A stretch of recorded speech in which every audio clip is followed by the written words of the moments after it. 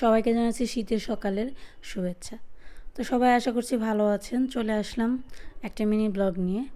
সকালবেলা উঠে কি রান্না করব, আগে সমস্ত প্রকারের সবজি কেটে ধুয়ে নেব। এখানে হচ্ছে আজকে রান্না করব নিরামিষ সবজি। তার জন্য এখানে সিম নিলাম, টমেটো নিলাম হচ্ছে আলু। যেহেতু নতুন আলু, এখন হচ্ছে নতুন আলুর খোসা ছাড়ানো কিন্তু খুব সহজ, অনায়াসেই তাড়াতাড়ি করে ফেলা যায়।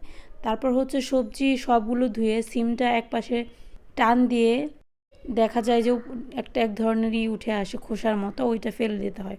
তারপর হচ্ছে মাঝখান থেকে এক পিস করে নেব। আজকে সিম, টমেটো, ধনেপাতা, আলু দিয়ে একটা সবজি রান্না করব। তারপর হচ্ছে টমেটোটা কেটে নেব। টমেটো আমার খুবই পছন্দ। আমি বেশিরভাগ রান্নার ক্ষেত্রেই চেষ্টা করি টমেটো দেওয়ার। আমার কাছে মনে হয় যে টমেটো দিলে খাবারের স্বাদটা অনেকটাই বেড়ে যায়। তো টমেটো কাটা আমার হয়ে গেছে। এবার হচ্ছে আলুটা কেটে নেব। যেহেতু তরকারিতে টমেটো দেব, তার জন্য আলুটা ছোট ছোট চিকন চিকন করে কাটবো। কারণ আমরা সবাই জানি টমেটো যে কোনো সবজির ক্ষেত্রেই দিলে কিন্তু সেটা শক্ত হয়ে যায়।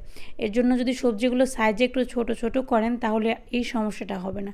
এই যে আমার সবজিটা রান্না করা হয়ে গেছে, দিয়েছিলাম সাথে মটরশুঁটি। দেখতে যেমন ভালো হয়েছিল, খেতেও খুব ভালো হয়েছিল।